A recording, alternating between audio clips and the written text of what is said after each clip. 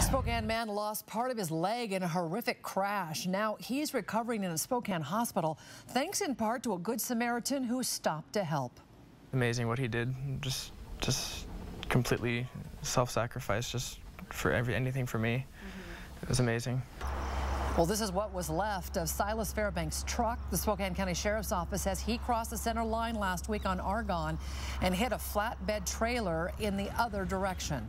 Good evening. Thanks for joining us. I'm Nadine Woodward. Fairbanks was ejected from his truck and part of his leg was severed.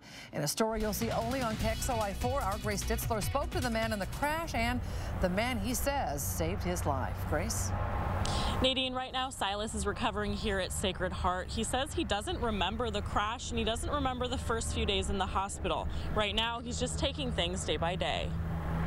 Silas Fairbanks thinks he must have been drowsy last Wednesday afternoon as he was driving back from a construction job in Rathdrum. Somewhere along the way I lost consciousness and I don't remember actually what happened, but from the photos it's not pretty what happened. This is what happened to his truck. And to his body. I'm amputated midway down the shin, about 6 inches down below the kneecap. But he says things could have been much worse, and that's largely thanks to a stranger who stopped to help right after the crash. And blocked my work van, blocked traffic, threw out my hazards, and just took off running up to the scene. Donald Cunnington is a Navy vet. He jumped into action using his combat training to help Silas. Treated Cyrus as needed, and basically knew he was going to be going in shock, and I laid down right next to him, grabbed his hand, and waited. On Sunday, the two reunited. When I actually got to go meet Silas in the hospital, it was amazing because I was so close to his face. I saw the suffering, and I needed to see him okay and smile, and it was just a surreal thing. It was emotional.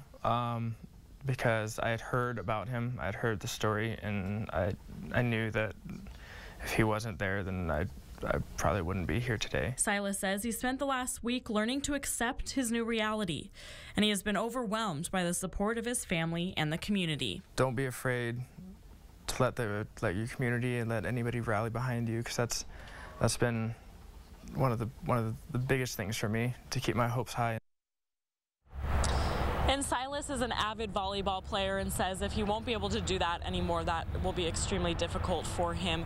He is planning on going to rehab soon, and he will likely get a prosthetic leg. He hopes that way he will be able to get back to his construction job and to playing volleyball. Reporting live at Sacred Heart, Grace Ditzler, KXLY 4 News. All right, thank you, Grace. Great story.